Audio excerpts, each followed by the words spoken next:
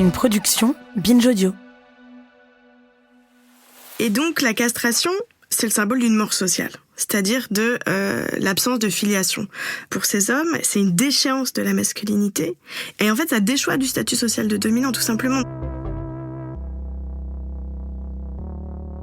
Chers auditrices, qu'est-ce qui vous agace le plus dans les transports en commun ? Moi, c'est le manspreading. Vous savez, quand ces mecs s'assoient en écartant au max les genoux et en prenant toute la place, comme si leurs testicules étaient en cristal. Quand je vois ça, ça me donne un peu des fantasmes de couillotine, j'avoue. Vous savez, c'est la guillotine, mais pour les couilles. Mais d'où ça vient, cette sacralisation des couilles et en miroir la peur bleue de les perdre, la peur de la castration ? C'est le sujet de l'épisode du jour, animé par Tal Madesta. Avec son invité, Tal va se pencher sur toutes les variantes historiques des castrations et toute leur épaisseur symbolique.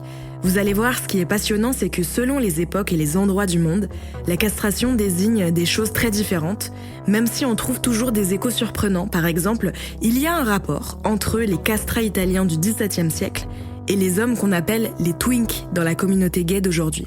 Quel rapport, me diriez-vous ? Eh bien, réponse dans cette conversation. Ici Naomi Titi, bienvenue dans Les couilles sur la table, le podcast où on explore les masculinités créées par Victoire Tuaillon.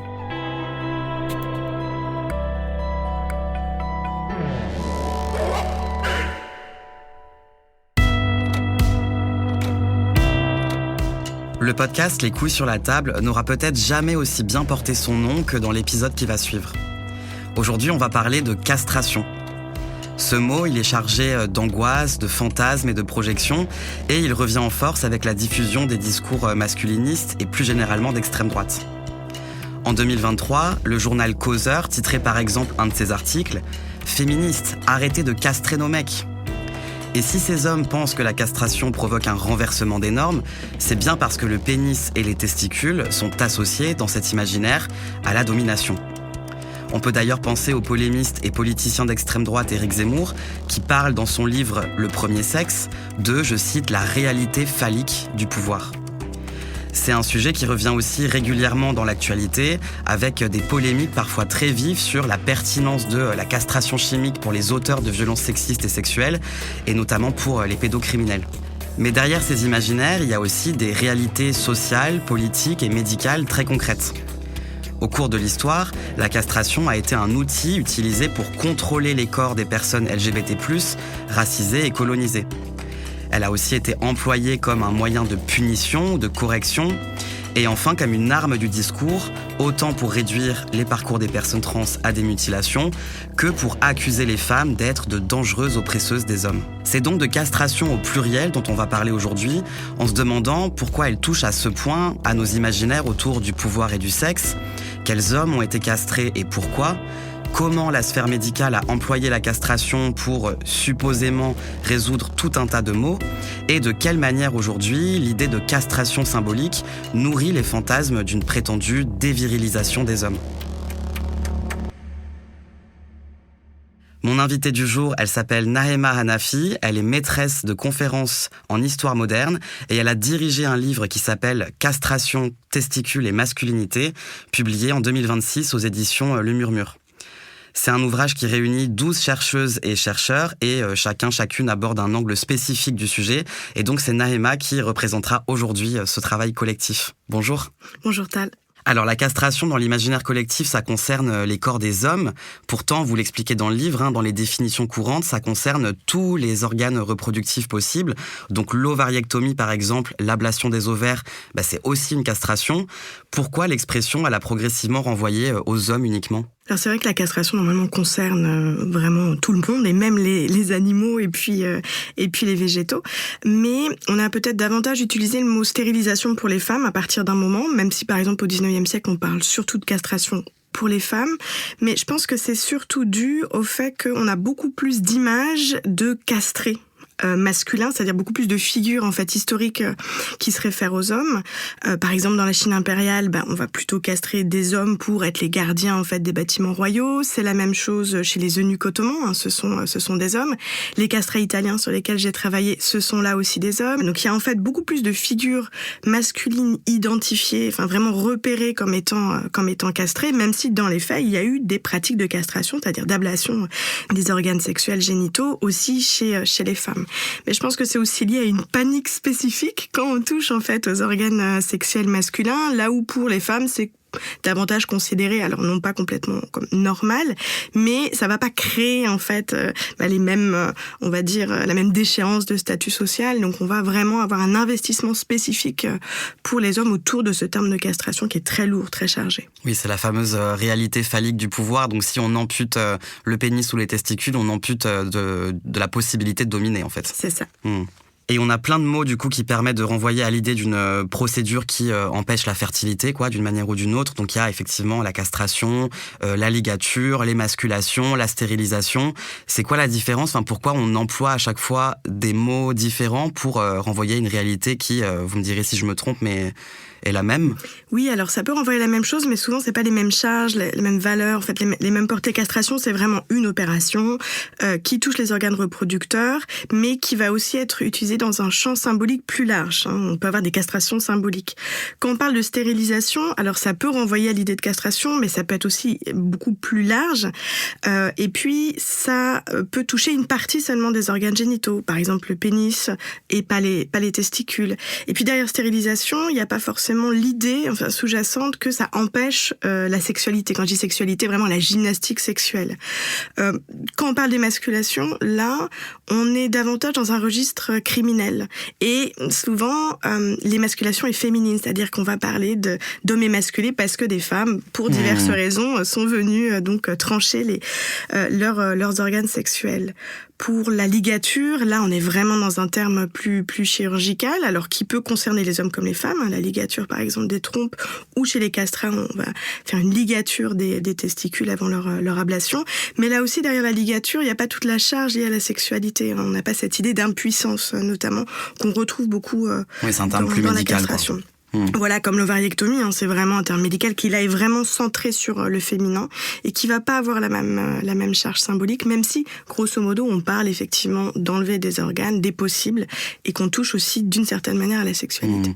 Et donc le livre que vous avez dirigé, il raconte la perception de la castration à travers les siècles, et on voit que ça évolue énormément selon les périodes. C'est jamais vu de la même manière par les différentes sociétés qui sont habitées par des personnes castrées. Qu'est-ce que ça raconte sur chaque époque, justement, la manière dont elle envisage la castration ? Alors ça, c'est justement assez passionnant de voir en fait que la castration, c'est effectivement une pratique sociale, vraiment on l'a considérée comme ça dans l'ouvrage, mais qui va être mobilisée et chargée de sens, possiblement assez différents selon les époques, les contextes.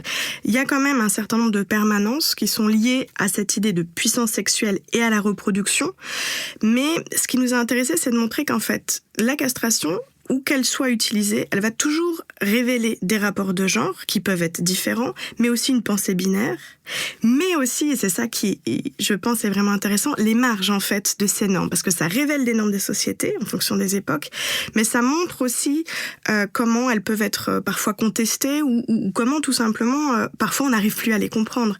Je prends l'exemple des castrats italiens, par exemple, donc on va les castrer pour le chant. Et donc là, on parle de l'intégrité physique, mais l'intégrité physique, au moment où ils sont castrés, donc 16e, 18e siècle, elle est pensée complètement différemment, notamment dans le champ religieux, où en fait on va dans les pratiques de dévotion faire jaillir le sang. On a des pratiques qui nous sembleraient aujourd'hui choquantes, où on utiliserait le terme se mutiler en fait, vraiment, et ça c'est quelque chose d'important, de vraiment replacer en fait ces castrations dans les contextes socio-historiques qui montrent qu'il y a des évolutions fortes, des normes du rapport au corps. La fluidité de genre, c'est pareil, on a l'impression que c'est très contemporain, mais en fait la fluidité de genre, elle est là dès qu'il y a une binarisation de la société. Alors elle peut être plus ou moins valorisée effectivement, alors généralement elle l'est moins, mais elle est là d'emblée, et en fait cet objet castration nous permet justement de mesurer les évolutions, mais surtout, donc en fonction du temps et des époques, mais surtout, et je tiens beaucoup à ça, de montrer que à chaque époque, on a toujours eu des normes concurrentes et qu'il y a toujours eu en fait un espace pour ce qu'on dirait aujourd'hui le queer, pour la fluidité. C'est juste une question de rapport de force. Oui, là-dessus justement, je trouve que ce qui est hyper intéressant, c'est que vous montrez du coup la castration et les hommes castrés comme étant confrontés très différemment aux normes, c'est-à-dire qu'il y en a certains qui vont être hypersexualisés, d'autres qui vont être considérés comme justement ayant des mœurs déviantes. On est sur un imaginaire d'inversion sexuelle, mais ça peut aussi renvoyer à la chasteté, ou alors à d'autres endroits, c'est considéré complètement comme une mutilation corporelle. Enfin, je trouve ça hyper intéressant de voir ces approches très paradoxales en fait. Oui, il y a vraiment une diversité de regards en fait. Je pense que c'est vraiment ça qu'il faut accepter. C'est vraiment des façons de voir les corps de manière différente et aussi de négocier les normes de virilité, de masculinité. Et effectivement, on a des personnes castrées qui vont incarner le pouvoir ou qui vont être des figures intrinsèquement liées au pouvoir. Notamment, je pense au général byzantin Narsès, qui est un soldat vraiment investi d'une force virile, militaire, à qui on va donc confier des hommes. Quand je parlais tout à l'heure dans la Chine impériale, ce sont des gardiens, donc là, qui vont garantir en fait l'intégrité du pouvoir. C'est la même chose pour les eunuques gardiens de la tombe du prophète Mohammed. Donc là, on a un fort aussi lien avec la dimension religieuse. Ce sont parfois aussi des hommes de pouvoir. Alors moi je pense directement à Lord Varys dans Game of Thrones qui est très souvent humilié du fait qu'il soit un eunuque et en même temps il tient les rênes du pouvoir de A à Z quoi. Enfin il manipule les puissants à sa guise. C'est ça en fait, on a au même moment dans les mêmes sociétés des phénomènes à la fois de moquerie autour des castrés ou des castrés on va dire plus généralement mais aussi des possibilités pour eux d'incarner le pouvoir.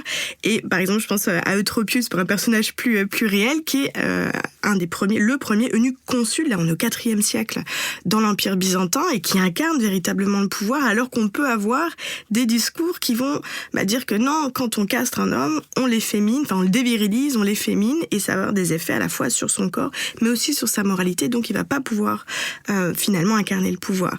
Donc c'est ça qui est finalement assez intéressant parce que comme vous le disiez, à côté on a des corps castrés qui vont être là complètement marginalisés. Je pense aux personnes qui souffrent de schizophrénie par exemple, les personnes qu'on considère comme des parasites. Ouais, ça on y reviendra. Voilà, donc il y a vraiment cette dualité-là. Alors justement, sur les motifs différents dans l'histoire de castration, est-ce que vous pouvez revenir là-dessus ? Pourquoi elle est employée ? Parce que là, par exemple, vous avez parlé des castrats italiens, donc on est vraiment sur une castration à des fins c'est de la technique vocale en fait. Ce sont quoi les autres motifs de castration ? Alors effectivement, on peut castrer pour l'art, donc dans le cas des castrats, c'est vraiment une technologie de la voix. Mais dans la plupart des cas, on a davantage, on va dire, un champ thérapeutique qui là est plus ou moins accepté. Il y a des vrais débats, notamment lorsqu'il s'agit de thérapies liées à la psychiatrie, parce que quand il s'agit de soigner les maladies, des testicules, des ovaires, ça paraît plus logique, mais il y a le développement d'un champ autour de la psychiatrie. Donc en tout cas, ça peut être une façon de castrer pour rendre en quelque sorte les personnes ne plus qu'elles soient malades. Il y a un autre champ qui est là davantage utilisé par l'État, qui est celui de la répression d'un certain nombre de comportements et notamment de comportements sexuels. Alors là, je veux parler, mais on peut aussi remonter dans le temps. En Assyrie, par exemple, c'était une façon de punir la sodomie. À l'époque moderne, donc 16-18e siècle, on punissait l'adultère dans le bassin tchadien de castration. C'est la même chose aussi, du moins la même logique de punition dans le champ judiciaire lorsque, au Moyen-Âge, en Occident, on va utiliser la castration donc des hommes dans l'arsenal punitif. On peut aussi l'utiliser, et là j'en parlais un peu tout à l'heure, pour former des hommes avec une habilité spécifique, comme les gardiens du pouvoir, que ce soit en Chine ou que ce soit par exemple les Dogaris au Cameroun, dont on parlera peut-être, où là on va vouloir créer des hommes désintéressés qui ont des désirs canalisés. Donc il y a une pluralité de choses qui sont possibles, comme aussi là les choses les plus peut-être tragiques, c'est l'idée d'éteindre une lignée. Alors ça peut être une échelle individuelle, comme on a pu le voir au Moyen-Âge, notamment dans le monde anglo-normand au 10-11e siècle, où la monarchie tuait socialement un rival politique en l'empêchant d'avoir une descendance. Mais si on fait ça plus massivement, on va mener des campagnes de stérilisation plus massives, qu'on a pu voir notamment au cours du XXe siècle. Donc en fait, il y a une variété de possibles qui peuvent dépendre du pouvoir médical, du pouvoir étatique, ou parfois aussi du champ de la criminalité, avec des hommes ou des femmes, plus majoritairement peut-être des femmes, qui vont donc émasculer, notamment un amant, un époux. Donc il y a plein de raisons de castrer, en fait. Et alors, c'est peut-être un peu naïf ou bizarre comme question, mais concrètement, comment on castre ? Ça dépend vraiment de ce qu'on a envie de faire. On peut avoir une castration chimique, par exemple. Donc là, ça va être médicamenteux. Il y a plusieurs méthodes qui peuvent être possibles et qui peuvent être très, très invasives à partir du moment où on coupe l'intégralité des organes sexuels. Donc ça va être, par exemple, avec un bistouri, à grand renfort de précaution pour éviter l'hémorragie. Il y a aussi des castrations qui peuvent se faire par écrasement ou par forme de nécrose, c'est-à-dire qu'on va mettre soit un tissu, soit, comme aujourd'hui on le fait avec des animaux, on va mettre un élastique très serré, en fait, notamment par exemple sur les ovins. Donc on a différentes méthodes en fonction de ce qu'on a envie de faire. Est-ce qu'on préserve ou non le pénis ? Pour les castrats italiens, par exemple, ce qu'il faut, c'est toucher le moins à l'intégrité, on va dire, des organes. Donc on touche pas du tout le pénis. On fait une ouverture au niveau des testicules qui sont toutes petites, quand on a 8-10 ans, voilà, de petites noisettes. Et puis on va couper, en fait, le testicule, et puis ligaturer, et puis ensuite refaire, voilà, un point ou deux. Donc en fait, ça dépend vraiment de ce qu'on veut faire. Et puis la vasectomie, qui peut être, voilà, considérée par certains comme une forme de castration, là est moins invasive, puisque c'est une incision un petit peu au-dessus de l'aine pour ligaturer certains vaisseaux. Donc dans le temps, on a eu des méthodes différentes, parce que c'est vrai qu'on castre pas la même chose, et c'est aussi pourquoi pour les femmes ça a été plus complexe et qu'on a moins de figures de la castration, parce que pour les femmes c'est beaucoup plus invasif, et donc tant qu'on n'a pas des méthodes d'asepsie, mais surtout de possibilités d'anesthésier, c'est vraiment des castrations qui sont extrêmement à la fois dangereuses et douloureuses. Comment elle est représentée, cette castration, dans les objets culturels et peut-être, par exemple, aussi en littérature ? Là, je vais vraiment parler de l'exemple occidental. Elle est hyper présente et avec des figures différentes au fur et à mesure du temps. Par exemple, si on se plonge sur 17e, 18e siècle, la figure du castré la plus emblématique, c'est l'eunuque ottoman. Donc là, ça va charger d'énormément de poncifs, de stéréotypes sur l'hypersexualisation des femmes orientales. Et donc, on va devoir fournir un gardien, notamment du harem, alors que dans la réalité, l'eunuque ottoman ne fait pas que ça, mais il y a aussi tout l'imaginaire autour des vices orientaux, avec dans l'idée que les despotes, les tyrans orientaux vont comme ça produire des eunuques avec qui ils vont avoir des relations sexuelles. Donc là, on est aussi dans les imaginaires occidentaux sur les vices entre... Je fais des petits signes avec mes mains entre guillemets sur les vices orientaux. Et ça, on va le retrouver dans les productions littéraires théâtrales jusqu'au XVIIIe siècle, mais même au-delà. Et puis, si je prends l'exemple du XIXe siècle, on va avoir des choses très différentes. Sarrasine de Balzac, par exemple, c'est vraiment la figure du castrat qui dupe un homme hétérosexuel, parce que c'est un castrat Zambinella qui se fait passer, entre guillemets, pour une femme, et là, qui va déstabiliser complètement l'ordre du désir. Mais on a aussi des choses plus complexes. Et ça, c'est ce qui est intéressant, et c'est ce que Lou Béliard, notamment, met en avant dans le livre, à travers des exemples qu'elle a été chercher chez Victor Hugo, qui va valoriser des personnages androgynes, donc soit une castration réelle, physique ou sociale, et vraiment un rebours des représentations dominantes. Alors je peux prendre l'exemple du personnage de Simourdin dans le roman 93, où Hugo va valoriser l'abstinence virile. Donc là, on n'est pas du tout dans la puissance sexuelle, mais au contraire dans la valorisation de l'abstinence, parce que la castration va dévier, en fait, de ses désirs, de ses chairs, et va créer une dévotion totale de l'individu à telle ou telle cause. C'est-à-dire que ça crée une indépendance vis-à-vis des femmes qui permet un investissement, c'est-à-dire une virilité augmentée par une sexualité empêchée. Et ça, c'est particulièrement intéressant parce que ça débouche aussi parfois sur le mythe du surhomme, c'est-à-dire des individus qui ont une physionomie androgyne, généralement juvénile, sans sexualité, mais ça va leur donner des forces décuplées. Et là, je prends juste l'exemple encore de chez Hugo, dans Les Misérables d'Enjolras, qui est un très jeune homme vraiment androgyne, mais qui est un meneur d'hommes, un chef révolutionnaire, vraiment un combattant. Et ce qui est intéressant, c'est qu'on retrouve en fait ces discours-là notamment l'idée que l'absence de sexualité revirilise dans l'idéologie masculiniste, dans la manosphère. C'est vrai que ça me fait penser au mouvement NoFap, donc voilà, ces groupes d'hommes qui s'abstiennent notamment de se masturber parce qu'ils considèrent que du coup ça va préserver leur testostérone, enfin voilà, faire augmenter leur testostérone et leur virilité. C'est exactement ça. Et en fait, ça a une très vieille histoire dans les textes médicaux de l'Antiquité où on considère déjà que l'écoulement de sperme va engendrer une perte de force. Et ça, c'est réactivé vraiment au XVIIIe siècle, dans une économie un peu bourgeoise où il faut faire attention à cette liqueur particulière. Et plus on garde tout dans les testicules, plus on a des grosses testicules et plus on va intéressant de voir que ça ne date pas d'aujourd'hui. Ah non, ça date pas d'aujourd'hui.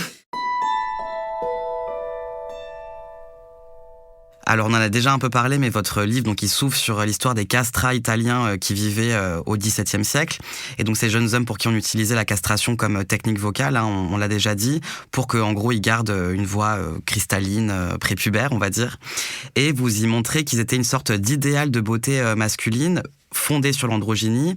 Alors déjà, ça c'est étonnant, comment leur androgynie et leur virilité émasculée, entre guillemets, ça pouvait être perçu comme un idéal masculin. Comment ça s'est construit à cette époque-là ? Alors c'est vrai qu'il faut faire un bon pas de côté. Les castrats sont vraiment intéressants parce que c'est une figure de la modernité occidentale qui naît au plus près du pouvoir religieux. C'est vraiment la papauté qui va impulser ce mouvement-là à partir du XVIe siècle, pour aussi dans un contexte de contre-réforme, pour lutter contre les protestants, avec donc dans l'idée qu'il faut absolument renforcer en fait la musique religieuse, la musique baroque, par des voix qui vont porter à la dévotion, qui vont porter à la foi. Et à cette époque-là, et déjà depuis quelques siècles, on considère que les voix aiguës ont un pouvoir particulier. C'est pour ça qu'on fait souvent chanter les enfants, les voix blanches. Mais la figure du castrat est différente parce qu'avec l'opération, on maintient effectivement une voix cristalline, mais avec une capacité thoracique, donc c'est-à-dire vraiment avec un chant beaucoup plus puissant. Et ce chant qui est aigu, fondamentalement, on va dans les registres de soprano, voire de contralto, mais surtout soprano, donc vraiment au plus aigu, il est à cette époque-là considéré comme viril. Donc on n'est pas à une époque qui genre la voix de la même façon, et c'est vrai qu'il faut faire ce déplacement-là. Elle est considérée comme virile dans le sens où, dans la plupart des cas, au début, le mouvement des castrats va être lié à la musique religieuse, donc c'est eux qui vont chanter les œuvres sacrées. Et quand on a un déplacement vers l'opéra, les rôles qui sont endossés par les castrats, ce sont des rôles de pouvoir. Des empereurs, des rois, vraiment des héros extrêmement, extrêmement valeureux.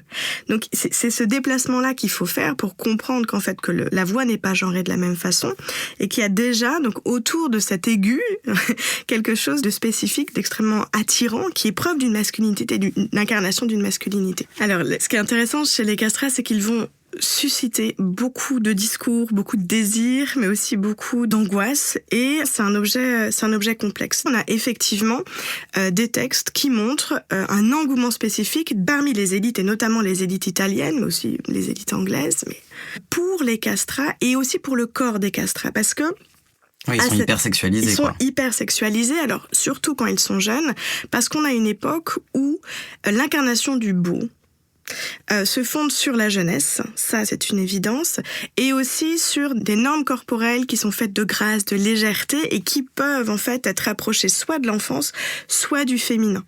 Ce qui fait qu'on va avoir un regard effectivement de la part d'adultes sur ces corps qui sont prépubères et ces corps enfantins, voire des corps de jeunes hommes, qui est aussi fondamentalement celui d'une esthétique, en fait, d'une valorisation de l'esthétique d'une impuberté. Et on a en tout cas une effervescence de discours qui sont des discours hétérosexuels, portés par des hommes qui moquent en fait les femmes en pamoison devant leur voix et puis devant ces corps qu'elles trouvent attrayants. Parce que ces jeunes génèrent aussi beaucoup de désirs chez les femmes. Bien ça qui est intéressant. Et là, mais c'est les hommes qui en parlent, c'est ça qui est assez drôle.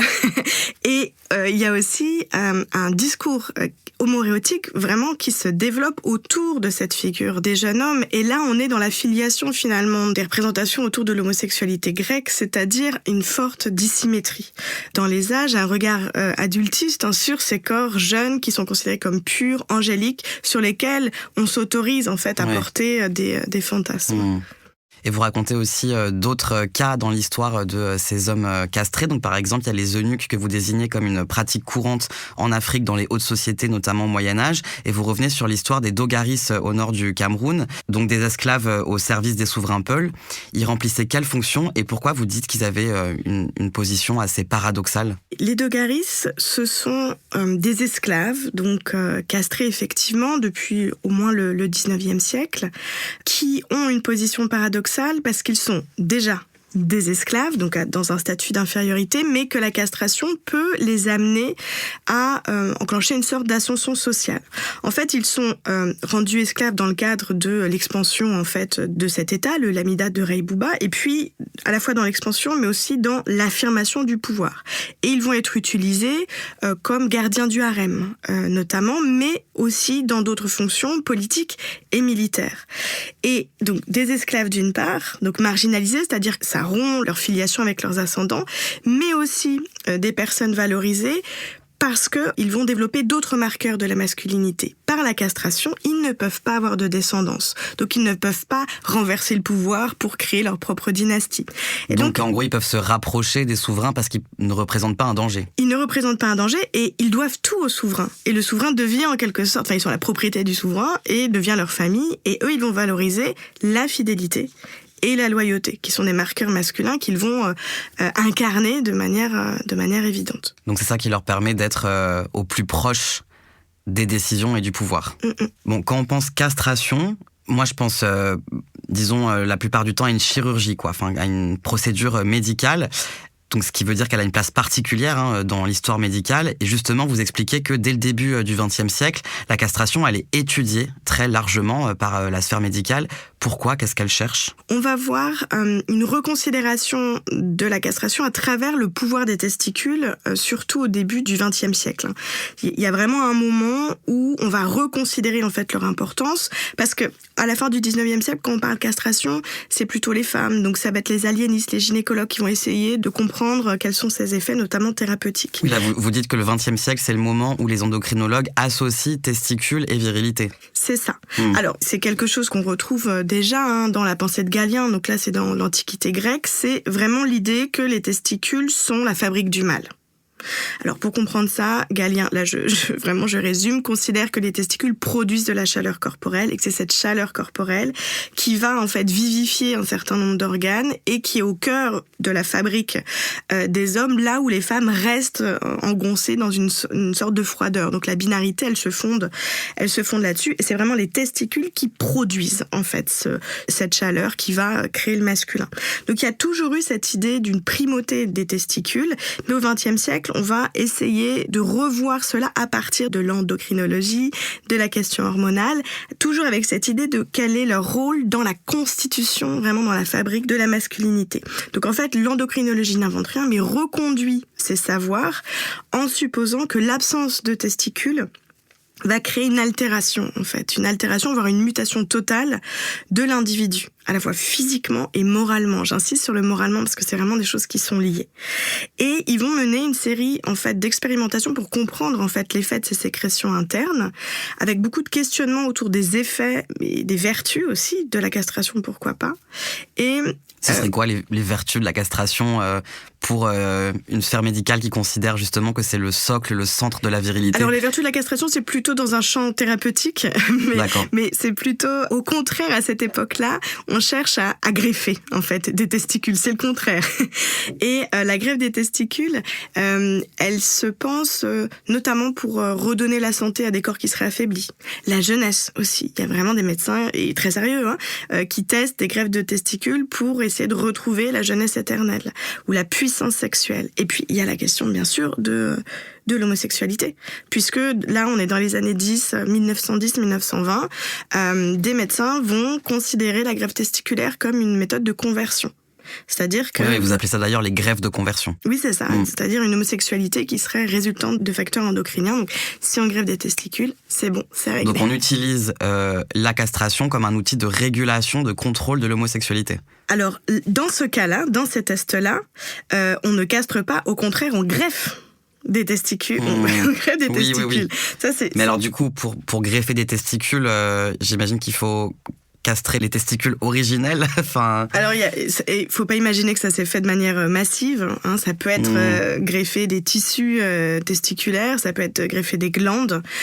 Mais là, on est vraiment dans l'ordre de l'expérimentation. Parce que d'un autre côté, on a aussi procédé à des castrations pour, au contraire, enlever le désir homosexuel. Donc, en fait, on tourne autour des testicules, on les coupe, on en rajoute. Il y a plein d'expérimentations autour de ça. Oui, puis vous dites aussi que plus de 60% des hommes castrés de cette époque, donc fin 19e, début 20e siècle, étaient homosexuels. Donc, il y a la question des greffes de conversion, mais il y a aussi effectivement de véritables castrations qui touchent énormément les hommes homosexuels. Tout à fait, tout à fait. Et là, donc, on est dans une autre logique, qui est une logique de répression du désir, avec dans l'idée que c'est dans les testicules que se loge le désir, mais donc aussi les désirs viciés. Là aussi, je mets bien sûr entre parenthèses, avec des pratiques qui sont courantes chez les homosexuels, mais aussi, notamment dans les années 30, pour ce qu'on appelle des délinquants sexuels. Alors ça peut être des exhibitionnistes, des personnes qui ont des perversions diverses et variées.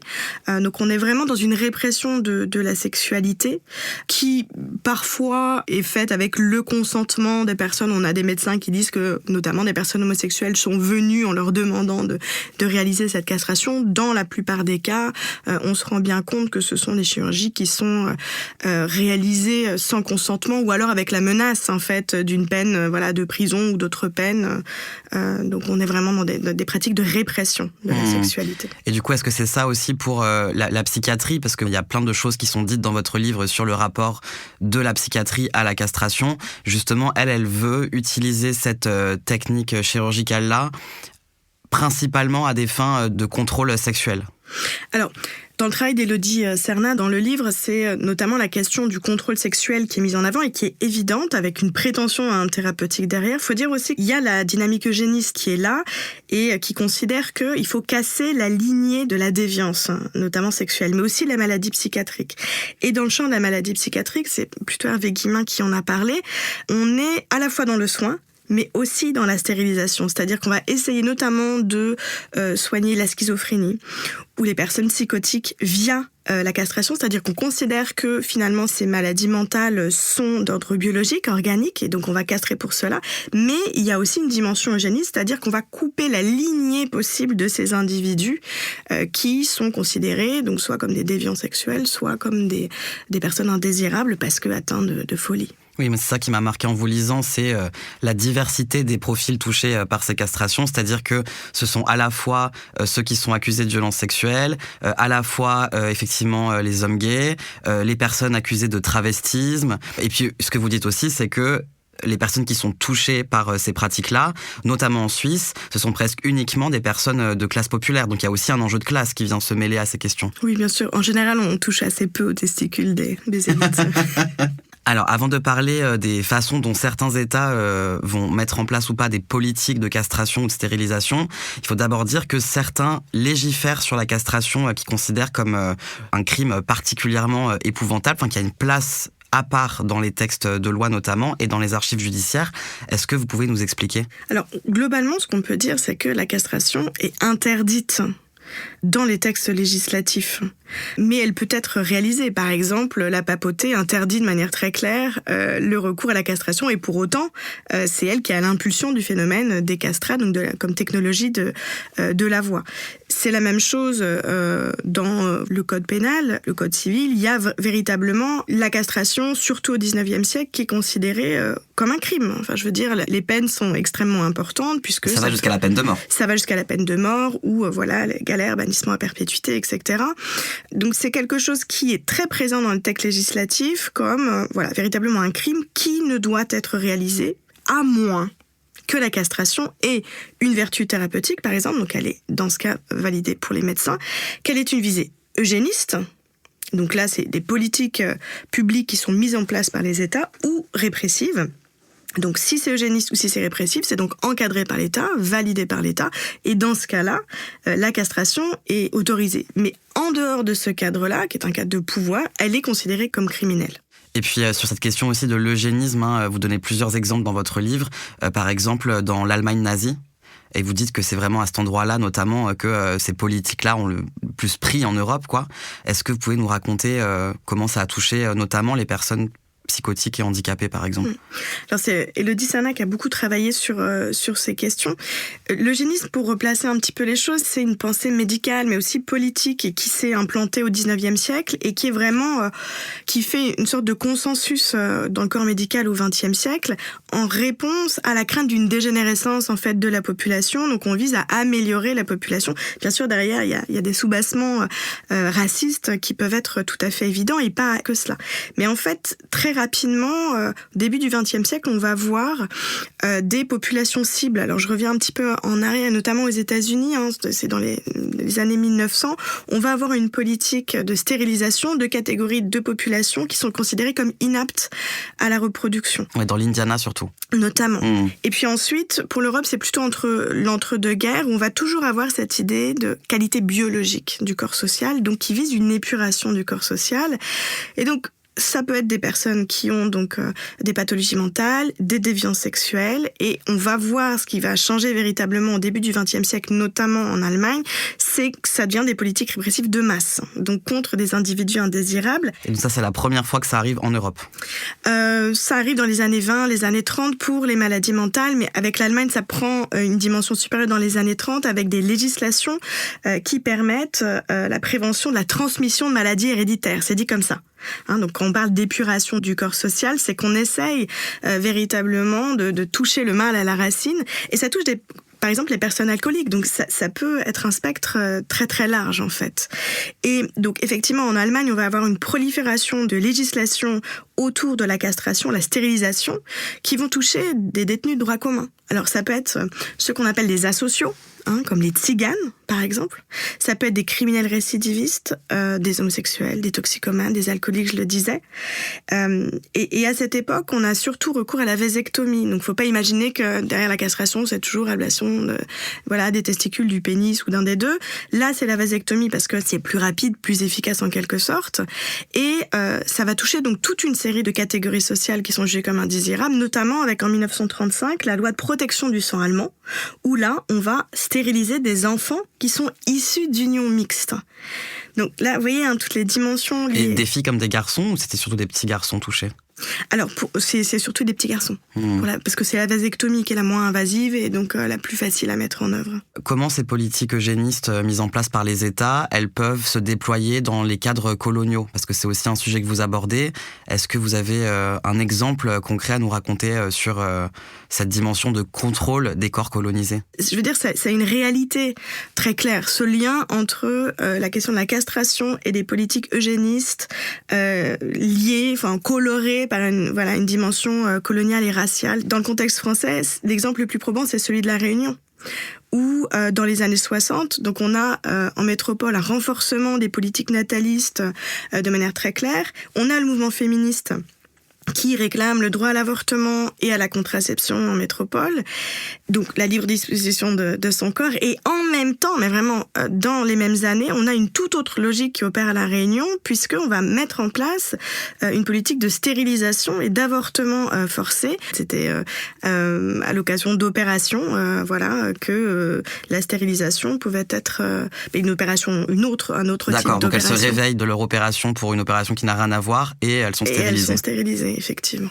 Notamment au sein de la clinique Saint-Bedois, qui va viser des femmes pauvres, noires et métisses. Donc là, il y a vraiment quelque chose en termes de race, de qui peut disposer de son corps, y compris redéployé dans le mouvement féministe. Et ça va donner lieu notamment à un procès en 1971. Donc oui, il y a véritablement aussi des enjeux de colonialité dans cette question du recours à la castration, de qui sont les enfants désirables ou indésirables.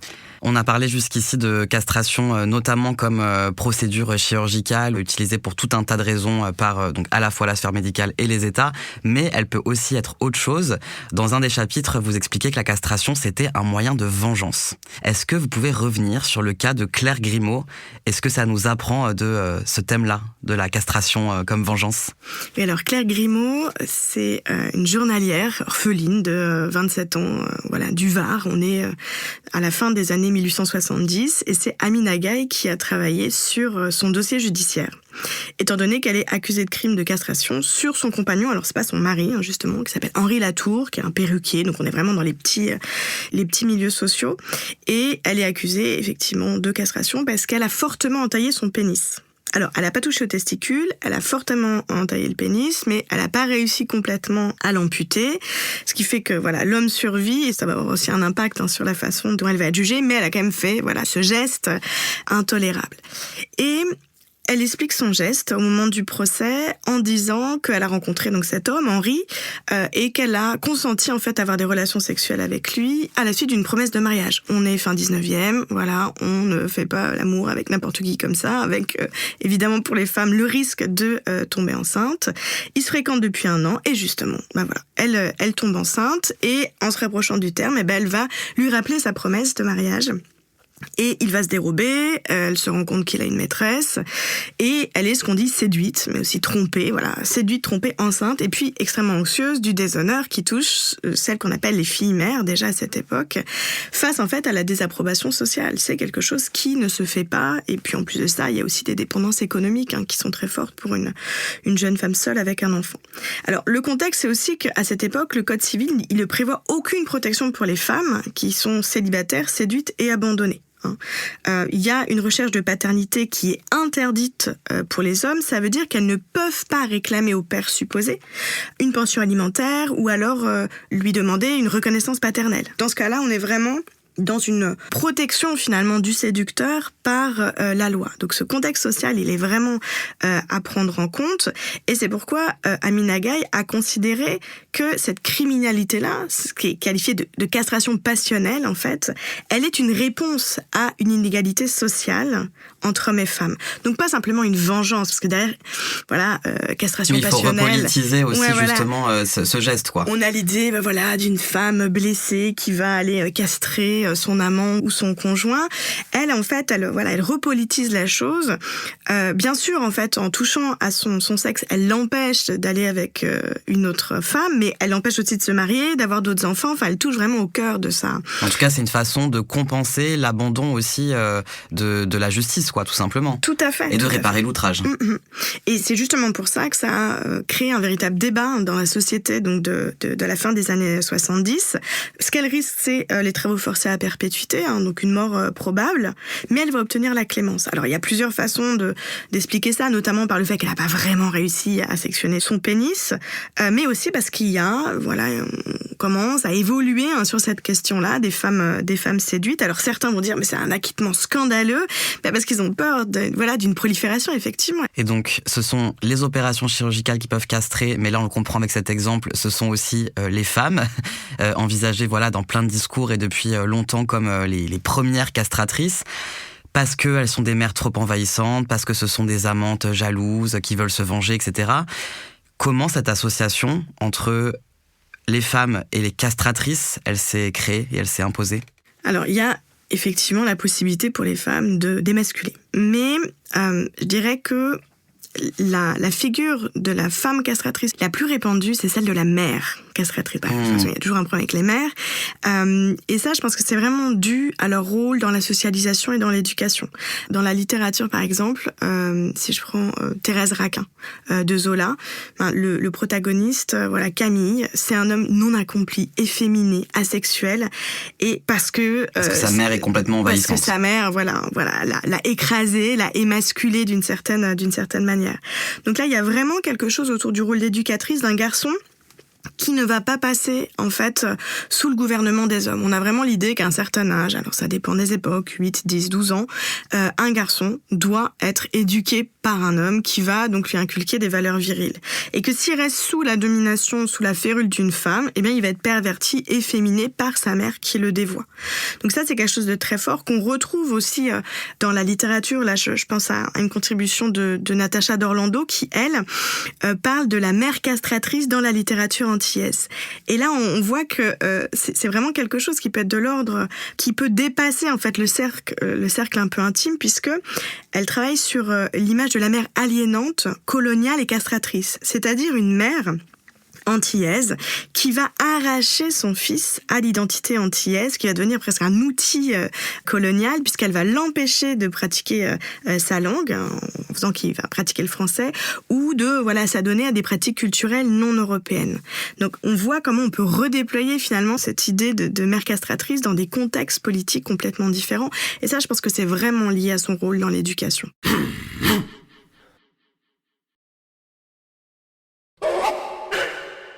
J'aimerais qu'on retourne aussi à notre temps. Ce que je trouve hyper fort dans votre livre, c'est de voir en fait les ponts qui existent entre les différentes masculinités à travers les âges. Donc par exemple, le castrat italien d'hier, dont on a abondamment parlé, il est vu comme un jeune et faible, et il ressemble beaucoup à ce qu'on appelle dans les milieux gays aujourd'hui le twink. Comment on explique le fait que ces modèles-là de masculinité, ils peuvent être cycliques, récurrents ? Alors effectivement, c'est assez troublant, cette figure du castré et du twink qu'on pourrait dupliquer. En fait, bon, si je résume, jeune homme, homosexuel. Alors les castrats sont pas forcément homosexuels, mais on a calqué ça de manière dépréciative sur eux à un certain moment. Blanc, avec un corps androgyne, fin, imberbe. Oui, c'est exactement la même figure, quoi. C'est ça, c'est la même figure. Et en fait, on peut les rapprocher parce que les deux ont donné lieu ou donnent lieu à des projections, notamment homoérotiques, d'un corps masculin qui est marqué par une forme de fluidité de genre, à des degrés divers. Et en fait, pour moi, on est toujours dans une réminiscence assez ancienne de ce qu'on appelle la figure de l'hermaphrodisme antique. Alors, qui est pas du tout pathologisée, dans cette conception-là, mais qui, au contraire, est considérée comme la quintessence de la beauté. Dans cette présentation-là, la beauté, c'est un corps masculin touché par la grâce, par la jeunesse et la beauté féminine. Donc c'est comme une alliance des deux. Et que ce soit les castrats ou les twinks, il y a vraiment cette idée-là d'une fluidité qui va incarner une beauté supplémentaire. Mais je trouve ça hyper intéressant que dans l'histoire, il y ait vraiment une cyclicité et une superposition à chaque fois entre un idéal de masculinité qui est androgyne et un idéal de masculinité survirile. J'ai l'impression qu'à chaque fois, ce sont deux modes de masculinité et d'idéal de virilité qui s'affrontent et qui avancent parallèlement à travers toutes les périodes de l'histoire, quoi. Oui, et puis il pourrait même y en avoir d'autres. Moi, ce que je trouve intéressant, c'est comment finalement ça reconduit des rapports de pouvoir. Parce que si on continue la confrontation entre castrat et twink, il y a des permanences raciales. Le fait que ce soit des corps blancs, la blancheur, la pureté, la beauté, ça on est vraiment lié à des représentations occidentales sur qu'est-ce qu'est la beauté. Il y a des permanences agistes, c'est-à-dire que c'est vraiment la jeunesse qui incarne la beauté de manière très claire et qui va disqualifier en fait les corps vieillissants. Et puis il y a ce regard adultiste aussi qui est vraiment fort, alors dans le cas des castrats, mais aussi dans le cas des twinks, avec le fantasme d'adultes ou d'hommes plus âgés sur le corps de jeunes, voire de très jeunes hommes. Et ça montre quand même que, alors là on est toujours dans cette question de dissymétrie d'âge, de modèle de l'homosexualité grecque antique, et ça, ces croisements-là montrent que finalement, dans les milieux gays, on n'échappe pas aux dynamiques de pouvoir et qu'en fait on va reconduire des figures qui croisent des rapports de genre, de race, d'âge en fait. Justement pour continuer cette question autour des liens qu'on peut faire entre l'enjeu de la castration et les personnes queer, vous consacrez aussi 2 chapitres aux personnes trans dans votre livre. Donc il y en a un sur les hommes trans et un sur les femmes trans. Donc évidemment, je pense que c'est important de le dire, les personnes concernées ne parlent jamais de castration lorsqu'elles bénéficient de chirurgie. On parle plutôt, nous, de chirurgie d'affirmation de genre. C'est le discours médical et les sphères militantes transphobes qui continuent souvent d'employer le terme de castration, de mutilation, etc. Est-ce que vous pouvez revenir justement sur la manière dont le terme de castration il a été utilisé pour pathologiser les personnes trans, leur parcours, et donc les renvoyer à la maladie ? On va voir dans les discours scientifiques, médicaux, chirurgicaux sur les parcours de transition, la reconduction d'un imaginaire de la castration. Et ça, c'est vraiment quelque chose qui est très clair, notamment sur les plasties génitales transféminines, mais pas uniquement. Et ça, c'est Laurent Serrault qui a notamment travaillé dessus et qui montre quelque chose de très intéressant. Alors effectivement, castration, c'était très bien de le rappeler, ça a été aussi un enjeu pour nous. C'est pas un terme qui est utilisé par les personnes concernées, mais qui est utilisé par le champ médical parce que ça fait partie non pas forcément de leur pratique, mais de leur fabrique mentale. Et en fait, Laurent Serrault, elle a travaillé sur Harry Benjamin, qui est un grand sexologue, endocrinologue américain, qui a beaucoup produit dans les années 60 et qui a été très suivi et dont la pensée se reconduit encore aujourd'hui chez certains ou certaines praticiens et praticiennes. Et ce qu'il montre, c'est que finalement, l'opération pour Benjamin, ça n'aboutit jamais vraiment à une femme. C'est-à-dire que pour lui, il produit en quelque sorte un homme castré. Et dans ce que montre Laurent Serrault, c'est que finalement, il y a toujours l'idée que dans l'opération, il y a 2 temps. C'est-à-dire que, par exemple, pour les femmes trans, il y aura forcément le premier temps qui est celui de la dévirilisation. C'est-à-dire qu'il faut casser en quelque sorte l'homme, il faut le castrer. Alors ça peut être par des questions hormonales, puis par la question chirurgicale. Et ensuite, il faut vraiment, dans cette idée de création chirurgicale, construire en quelque sorte du féminin.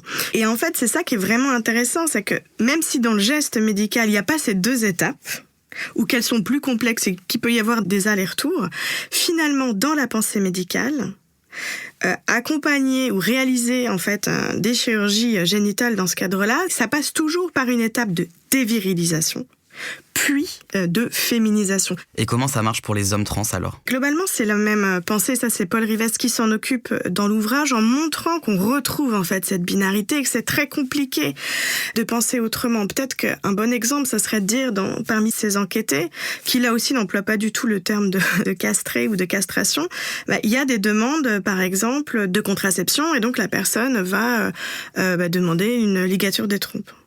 Mais en face, le ou la praticienne va lui dire maintenant, en fait, il faut une hystérectomie. En fait, il y a vraiment l'idée qu'il faut supprimer en quelque sorte complètement les organes associés à la féminité. Les organes associés à la féminité, qu'on peut pas en laisser un petit bout, je vais dire ça comme ça. Et c'est quoi l'idée ? C'est de justement mettre en conformation avec ce qu'on attend, enfin ce que le personnel médical attend de la masculinité. Ce qu'il peut pas y avoir un homme avec un utérus, en gros, quoi. Non, voilà. C'est exactement ça. Et dans son enquête, justement, Paul Rivest rapporte les paroles d'une personne donc face à une praticienne qui dit « Mais écoutez, vous avez déjà vu un homme avec des ovaires ?» Et la personne dit « Ouais, moi. »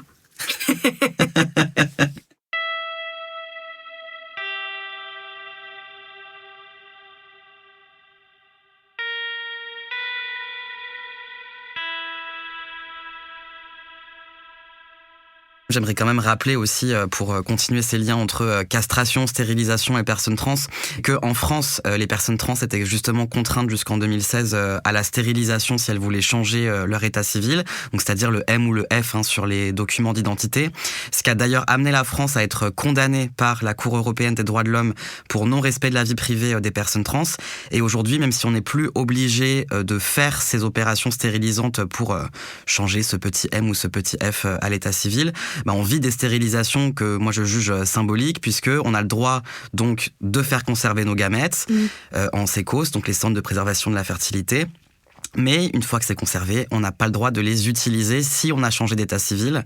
Donc on doit en gros encore choisir entre nous reproduire, faire des enfants, faire famille et ne pas être reconnu comme homme ou femme à l'état civil, ou changer d'état civil mais ne plus pouvoir utiliser nos propres gamètes pour fonder nos familles.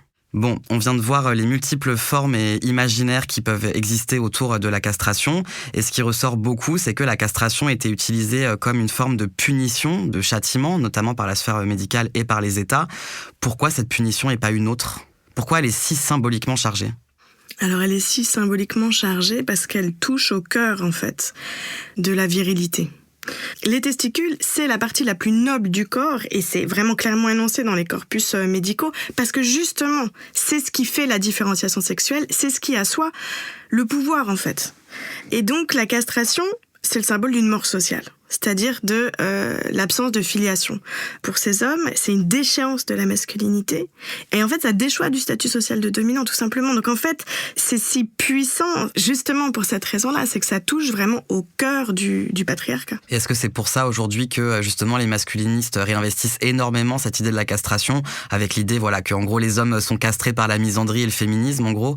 Est-ce que ça vient s'inscrire aussi dans cette histoire-là? Il y a tout un courant effectivement masculiniste qui s'exprime autant sur Internet que, comme Zemmour, dans le champ politique, qui vont effectivement faire de ce thème de la castration une véritable panique.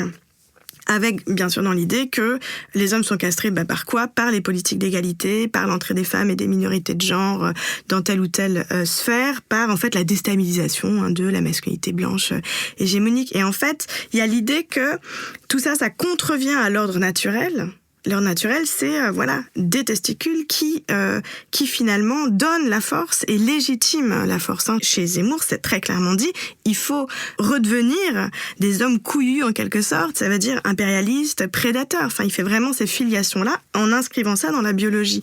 Mais pourquoi les testicules plus que le pénis ? Parce que justement, si on reste sur sa fameuse réalité phallique du pouvoir, qu'est-ce qui fait au final que ce soit surtout les testicules qui soient investis de ce pouvoir de domination ? Je pense que c'est vraiment lié à cette représentation très ancienne médicale sur le fait que c'est là que ça se crée. En fait, un pénis en érection ou pas, c'est qu'un véhicule de la puissance. Parce que derrière la puissance masculine, il faut comprendre l'éjaculation. La métaphore éjaculatoire, elle est vraiment forte. C'est ça qui dissémine. C'est ça qui engendre. Et en fait, on peut pas comprendre la puissance masculine en dehors de la reproduction. On a souvent associé la reproduction ou l'injonction reproductive aux femmes, et moi la première dans mes travaux. Et justement, en travaillant sur des castrages, je me suis rendu compte à quel point la puissance masculine, c'était aussi celle de la paternité, mais paternité au sens large, de création, mais aussi d'individus. Et je pense que vraiment, les testicules, parce qu'ils produisent les spermatozoïdes, ils produisent pas le sperme, une partie seulement, il y a cette idée-là de centralité par rapport au pénis qui ne fait que véhiculer. Et est-ce que c'est aussi au regard de cette histoire et de cette association que la plupart des hommes aujourd'hui sont réticents avec l'idée de la vasectomie ? Parce qu'il y a plein de femmes qui parlent de ça aussi, du fait que justement elles portent encore la charge contraceptive, que leurs conjoints ils veulent pas entendre parler de vasectomie. Est-ce que c'est en rapport justement à cette histoire millénaire de fantasmes et de peur autour de la castration ? Oui, bien sûr, c'est vraiment une panique. Les travaux sur ces questions sont assez fascinants parce que on est dans un non-sens complet. Enfin, je veux dire, la vasectomie, ce n'est pas une ablation des parties génitales. Tout est OK, tout reste en place. Alors, il y a des techniques différentes, mais c'est très peu invasif. En plus, ça, c'est pas douloureux. C'est une opération, il faut être quand même anesthésié, etc. Mais c'est rien comme geste. Et en plus de ça change pas l'apparence, ni la fonctionnalité des organes sexuels. Il y a même une émission de sperme.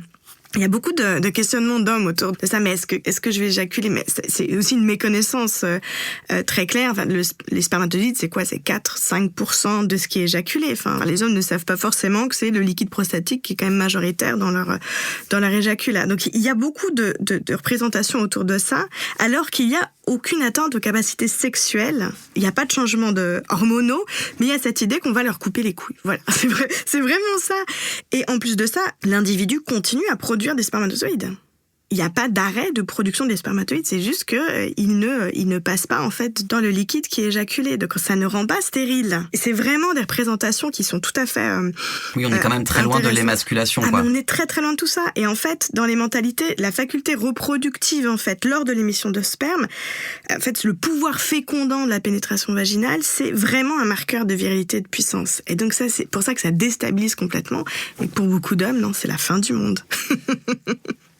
Naïma, quelle œuvre vous voudriez nous recommander sur la castration ? J'aime beaucoup Sarrazine de Balzac, dont j'ai un peu parlé, mais bon, c'est les années 1830, donc c'est un peu daté. Donc peut-être pour du plus contemporain, Pénis d'orteil, je sais pas si vous l'avez lu, de Rieko Matsura. Je récapitule du moins le début. Un matin, donc l'héroïne qui a une vingtaine d'années se réveille, et donc elle a fait un rêve comme quoi un de ses orteils s'était transformé en pénis. Puis en fait, elle regarde ses pieds et c'est vrai. Et à ce moment-là, elle est un peu amoureuse d'un de ses camarades de classe, et lui, en fait, se met à faire une angoisse pas possible autour de ce pénis d'orteil, et il se propose de lui couper, donc de lui castrer l'orteil pénis. Et en fait, ce livre est intéressant, c'est toute une réflexion sur l'amour, sur la diversité des corps, sur l'homosexualité, parce qu'en fait l'apparition de ce pénis va vraiment tout chambouler. Et ce que j'aime bien aussi, c'est que cette femme va finir par intégrer un groupe un peu freak sexuel qui va renouveler toutes ses perspectives. Et parmi ce groupe, il y a une personne qui a un vagina dentatas, qui est aussi une de mes passions. Donc un vagin avec des dents, quoi. C'est ça, donc qui permet de filer encore la métaphore de la castration. Donc voilà, pourquoi pas une idée de lecture un peu rafraîchissante. Merci à vous. Merci beaucoup.